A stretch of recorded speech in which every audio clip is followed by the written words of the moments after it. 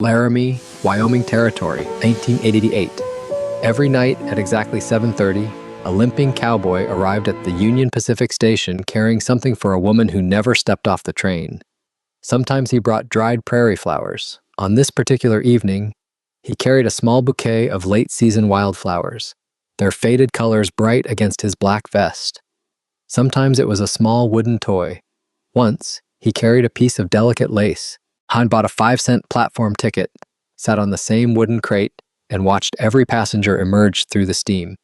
For 3 months, he never missed a single night, and for 3 months, Martha Vance, the widowed ticket clerk watching from behind the glass, had been afraid to ask one simple question: who was he waiting for? The November wind rattled the wooden station and carried the cold promise of mountain snow. Inside, the clock ticked with a heavy iron rhythm, measuring the lives of people who were leaving and those who had been left behind. At 34, Martha was a widow and a mother, clinging to the edge of survival in a territory that offered little mercy to women alone. Martha adjusted her blue calico dress. The fabric had grown thin from years of washing, and its blue had faded to the color of an old memory. She pulled a heavy wool shawl tighter over her shoulders. The station was a sieve for the wind. The potbelly stove in the corner roared, struggling against the encroaching November chill. Beyond the main waiting room, a small freight shed remained staffed until the final evening train arrived. She glanced through the small, barred ticket window. Her 7-year-old son, Leo, slept on a makeshift bed of folded blankets laid across several coarse mail sacks. He had his father's messy, chestnut hair. He had that same stubborn, squared-off chin. Martha's husband, James Twan, had been killed in a railroad accident in the Cheyenne Yards 2 years earlier. The railroad had given Martha a small settlement and a job selling tickets. It had been an act of mercy, but some days it felt like a cage. She sold tickets to people who were actually going somewhere. She watched the world move while she stood still. She was the one left behind. To Martha, the nightly visitor was still little more than a silhouette beneath a black hat. He would arrive at 7:30 sharp. He rode a bay horse that looked as sturdy as the Medicine Bow Mountains. He tied the animal to the hitching post with a slow, practiced knot. He always wore a dark vest over a rough cotton shirt. A red neckerchief was tied loosely around his weathered throat. He walked with a slight, grinding limp in his left leg. It was the walk of a man who had spent too many winters in a cold saddle. Each night, he placed a shining nickel on the worn counter and asked for the same platform ticket. "Platform ticket, please," he would say. His voice was low and rough, like stone grinding against stone, but it was never unkind. Martha would hand him the small, yellow slip of paper. He never looked her in the eye. His gaze was always fixed on the distance. He would walk to a shipping crate near the far end of the platform, sit beneath the lantern light, and wait without moving until the train arrived. The locomotive thundered into the station, breathing fire and coughing clouds of black coal smoke. The platform shook beneath its weight as steam hissed across the boards, hiding passengers and porters inside a cold white cloud. The passengers would disembark into the chaos. Miners, mothers, laborers, and hopeful families stepped down carrying everything they owned. The man would stand up. He would watch every single person step off those iron cars. He looked with an intensity that was painful to witness. He was searching for a face that never appeared. When the conductor finally called all aboard, the man would deflate. His shoulders would sag just a fraction of an inch. I would wait until the red lanterns of the caboose faded into the Wyoming dark. Then he would walk back to his horse. He had done this every night for 3 long months. The townspeople whispered about him in the general store. They called him Thorne, Thomas Thorne, a rancher from the North Fork. Some said he was waiting for a ghost. Some said the great die-up had broken him. That terrible winter had killed thousands of cattle and ruined ranchers across the territory, leaving men like Thomas with little more than debt, silence, and frozen land. Martha watched him from her window. She felt a strange, silent kinship with him. They were both living in the wreckage of what used to be. One Tuesday evening, the wind shifted without warning, and the temperature fell sharply as a winter storm swept across the plains. The 7:42 was late. A telegraph message warned that deep snow near Sherman Summit had delayed the 7:42. Thomas Thorne arrived at his usual time. He bought his ticket. He went to his spot on the crate. The snow began to fall in heavy, wet flakes. It coated his hat in a layer of white. It settled heavily on his broad shoulders. Martha looked at Leo, snoring softly on the mail sacks. She looked at the man outside, standing in the teeth of the storm. He was shivering. She could see his ragged breath in the dim glow of the lanterns. She made a sudden, impulsive decision. She stepped out from behind the safety of the ticket cage. She grabbed the tin pot of coffee from the stove. She opened the heavy oak door. The wind tried to shove its way inside like a living thing. She stepped onto the platform. The wood boards groaned under her boots. She walked toward him. He didn't move a muscle. He was staring down the empty, snow-covered tracks. "Mr. Thorne," she said. He flinched. He looked up at her. His eyes were the color of the Wyoming sky before a storm. They were a piercing, lonely green. "The train is delayed," she told him. "I know," he replied. "You'll freeze out here, Thomas." "I've been colder," he said simply. Martha held out the tin cup. Steam rose from the bitter, black liquid. "Drink this." "It isn't a bribe, it's simply hot." He hesitated for a long second. Then he reached out. His hands were calloused. They were scarred by ropes in winter. He took the cup. "Thank you," he muttered. Martha sat on a nearby trunk instead of returning to the warmth. For several moments, they listened to the wind and the telegraph wires humming above the tracks. "Who are you waiting for?" she finally asked. The question hung in the freezing air like a frozen breath. Thomas didn't answer for a long time. He stared at the black coffee in his hands. "I'm waiting for a promise," he said. "Promises are hard things to keep in this country," Martha replied. She thought of her husband, James. He had promised to be home for supper that Tuesday. He had come home in a pine box instead. Thomas looked at her then. He really looked at her. He saw her faded blue dress, the weariness around her eyes, and the grief she carried as faithfully as any mourning cloth. "You're the Vance woman," he said. "I'm Martha. James was a good man. He once helped me shoe a horse and refused to take a dime." Martha felt a sharp lump in her throat. It was a small memory, but to her, it was a priceless gift. "He was a good man, she whispered. The wind howled again, rattling the telegraph poles like skeletons. "My wife left on that train," Thomas said suddenly. The words seemed to cost him something precious. 2 years ago, right after the big freeze, we lost nearly everything," Thomas continued. 300 cattle, the house went cold, the flour ran out, and every room felt filled with failure. He gripped the tin cup tighter. She couldn't take the silence. She said the wind was screaming her name. Martha nodded slowly. She had heard that scream too. It was the sound of the frontier trying to break a human spirit. She said she was going to stay with her sister in Omaha for 1 season. "Did she ever write?" Martha asked. "She sent 1 letter and said she would return when the grass turned green." He looked down at the snow crusting his boots. "The grass has been green twice since then. And you still come every night I promised I would be here when she returned. If I stop coming, it feels as though I'm the one who broke my word." "People think you're a fool, Thomas." "I know exactly what they think." He stood up, his knee popping with the heavy effort. "A man has to mean what he promises. And some nights, that promise is the only part of my old life I still know how to hold." Martha felt a tear prick her eye. It was a beautiful, terrible kind of loyalty. At last, the 742 emerged through the snow. Thomas stood as though hope itself had called his name. Only 4 passengers stepped down. None of them was the woman he remembered. When the train disappeared into the storm, he handed Martha the empty cup without looking at her. "Thank you for the coffee, Martha Vance." "Will you be back tomorrow, Thomas?" "Tomorrow is Wednesday," he said with a faint smile. "Yes, I'll be here." He walked slowly to his horse. Martha went back inside the station.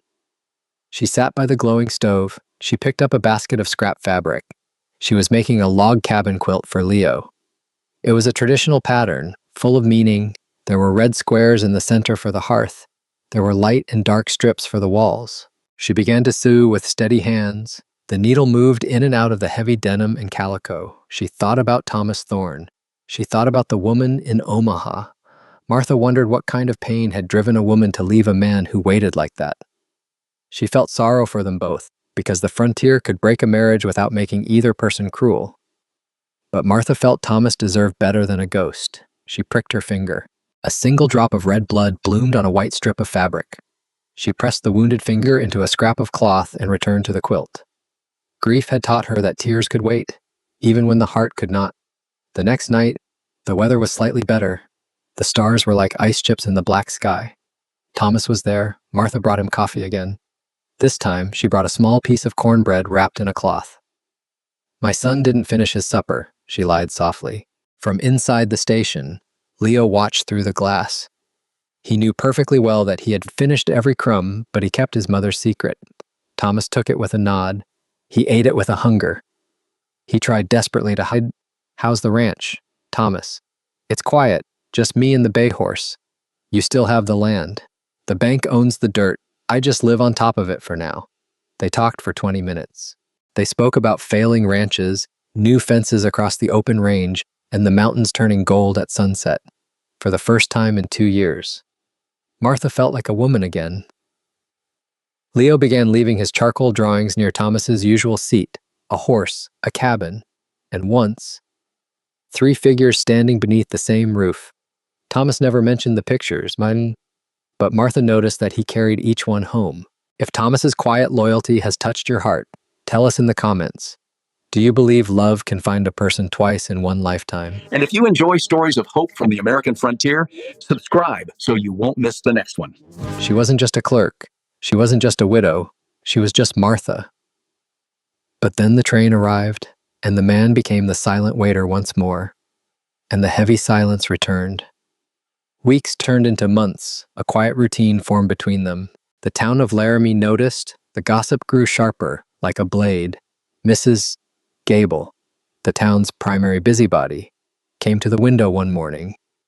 "I see you're spending a lot of time on the platform, Martha," she said. Her eyes were like 2 dark, judging beads.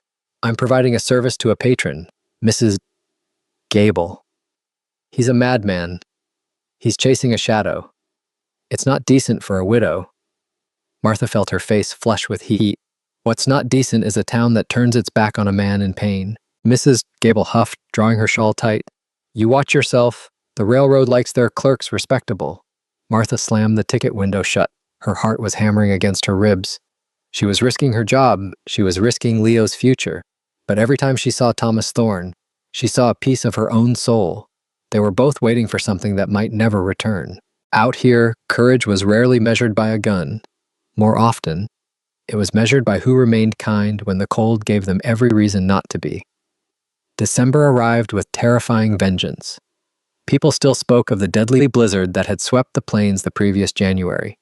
And the new storm awakened every old fear. The cold that remained was lethal. By nightfall, the temperature had fallen far below zero. The cold had thickened the grease in the locomotive axles. Slowing trains across the line, Martha sat in the station, huddled near the stove. Leo was coloring with a piece of charcoal on a scrap of paper. He looked up, his eyes bright in the firelight.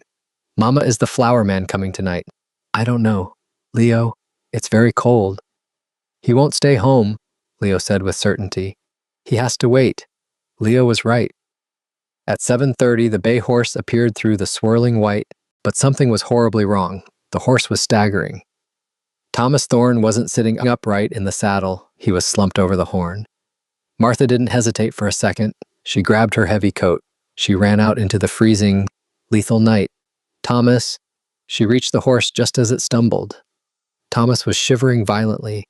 His face was the color of ash. His hands were frozen to the leather reins. He had ridden several miles through near whiteout conditions after the storm caught him halfway to town. "Thomas, get down." He looked at her, his eyes glassy and unfocused. The ticket?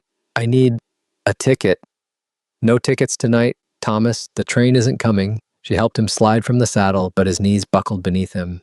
"Leo, ring the station bell," she shouted. The boy pulled the emergency cord until the bell clanged through the storm. A baggage porter from the freight shed came running, and together they carried Thomas inside. Leo held the door open, his face pale. "Blankets." "Leo," Martha said, "bring everyone you can find." They laid him by the roaring stove. Martha pulled off his stiff, frozen boots. His feet were frighteningly pale and cold. Martha removed the wet clothing, wrapped him in dry wool. and kept him a safe distance from the stove so that warmth returned slowly. When feeling began to come back, Thomas clenched his jaw against the pane. "The train! Forget the train, you stubborn, foolish man," Martha shouted. She was crying now. The tears froze on her cheeks as they fell. "She's not coming. Thomas, she hasn't come in 2 years." Thomas looked at her. The pain in his eyes was far worse than the frostbite. "I know," he whispered. The room went deathly silent. The only sound was the crackle of the wood in the stove. "You know," Martha whispered. Thomas looked toward the dark ticket window. A letter came 6 months ago. It was from a lawyer in Chicago. Martha's hands went still. "Thomas, she died before she could come home." For one stunned moment, Martha could not speak. Then grief turned sharply into anger. "You knew she was gone, yet you kept riding through storms and sitting on that platform as though your own life no longer mattered." Thomas lowered his eyes. Martha's anger broke as quickly as it had risen. She saw no madness in him then, only a man who had mistaken suffering for loyalty. "Why?" "Thomas," she asked more softly, "why do you keep coming?" Thomas closed his eyes. A single tear ran down his weathered, rugged face. "Because this is the only place I can still see her," Thomas whispered. "I remember the first time she stepped off that train. She wore a yellow dress, and when she saw me, she smiled as though she had finally come home." His voice broke. "I'm afraid that if I stop coming, the wind will carry that memory away too." Martha felt her heart break into 1,000 pieces. She reached out and took his hand. It was cold, but it was real. "You don't have to wait for a ghost anymore, Thomas." "I'm a ghost myself," he said quietly. "No, you're a man, and there are people here. Real, living people." She looked at Leo. Leo was holding a tin of warm soup.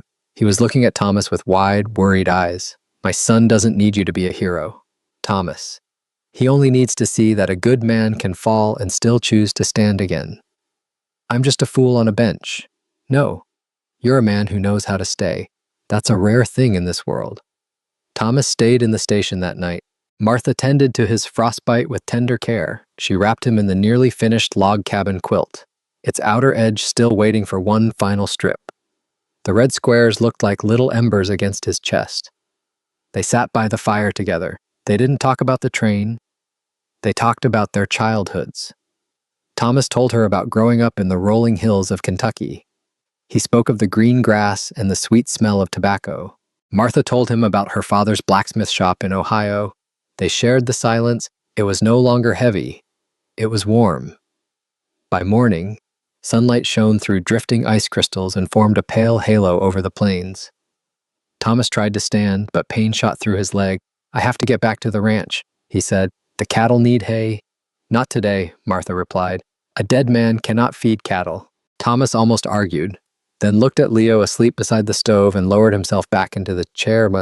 "One more day," he agreed. The following afternoon, when the road was visible and the feeling had returned to his feet, Thomas prepared to leave. At the door, he looked toward the tracks. "The 742 still runs tonight," Martha said. Thomas was silent for a moment. Then he looked back at her. "I think I've done enough waiting." He rode home beneath a clearing sky. The town of Laramie was shocked. Friday came. No Thomas. Saturday came. Still no Thomas. Mrs. Gable was visibly disappointed. She had lost her favorite topic of gossip. Martha went about her work with a heavy heart. She felt a strange, hollow emptiness. She missed the 7:30 knock on the ticket window. She missed the faint smell of his tobacco. But she was truly happy for him. He was finally free from the platform. On Sunday, Martha was closing the station early. It was her only day off. She was walking Leo toward their small house near the tracks. A wagon pulled up beside them. It was Thomas. He had cleaned his hat. His horse was perfectly groomed. "Mr. Thorne!" Leo shouted with joy. Thomas tipped his hat. "Afternoon, Leo." "Afternoon, Martha. Going somewhere?" "Thomas," Martha asked, her breath catching. "I was thinking," he said. He climbed down from the wagon with a slight wince. He walked over to Martha. "I spent a lot of money on platform tickets this year." "You did," she agreed. 5 cents a night. It adds up." He reached into his vest pocket. He pulled out a small gold locket. It was old. The hinge was slightly bent from years of use. I found this in the garden back home. It was her favorite. He held it out to Martha. I wanted you to see it, Thomas said. Not because I expect you to take her place. No one ever could. But you taught me that loving the life I lost does not require me to refuse the life still standing in front of me. Martha closed his fingers gently around the locket. Then keep it, she said. Remembering her is not what keeps you from living. Refusing to love again would. Thomas looked down at their joined hands. I'm not offering the locket to the ticket clerk, he said softly. I'm offering my trust to the woman who brought me coffee in a blizzard. The house is still cold, and the ranch is still quiet, he said, looking down at his boots. But I'm building a south-facing porch. It catches the winter sun. Martha smiled. That sounds lovely. Thomas, I was wondering if you and the boy might like to see it. Next Sunday, after church. Martha felt a flutter in her chest. It was a feeling she thought had died with James. She had quietly believed that widowhood had closed that part of her life forever, that a woman of 34 with a young son should be grateful merely to survive. Thomas's invitation made her wonder whether survival was not the same thing as living. We'd like that very much. Thomas nodded once. He looked like a man who had finally found his way home. He climbed back into his wagon. See you then, he said. He drove off toward the North Fork. The months passed quickly. The brutal winter gave way to a muddy, hopeful Wyoming spring. The prairie turned a soft, pale green. Thomas didn't come to the station to wait anymore. He came to the station to pick up Martha and Leo. They would go for long drives into the hills. They would sit by the rushing river. Thomas taught Leo how to track a rabbit in the brush. One afternoon, Leo fell asleep against Thomas's side during the wagon ride home. Thomas remained perfectly still for nearly an hour, afraid of waking him. Martha watched from the porch and realized that her son had already begun trusting Thomas with the part of his heart that still remembered a father. Martha never asked Thomas to forget the woman he had lost. She simply showed him that grief did not have to be the only thing living in his house. But the frontier is never easy on the heart. In May, a formal letter arrived at the ticket window. It wasn't for Thomas. It was for Martha. It was from the Union Pacific main office in Omaha. Due to staffing reductions, your position at the Laramie ticket office will be eliminated effective June 1st. Martha read the letter twice before its meaning settled over her. On June 1st, she would lose both her wages and the railroad house where Leo slept. Her savings would barely buy 2 train tickets to Ohio.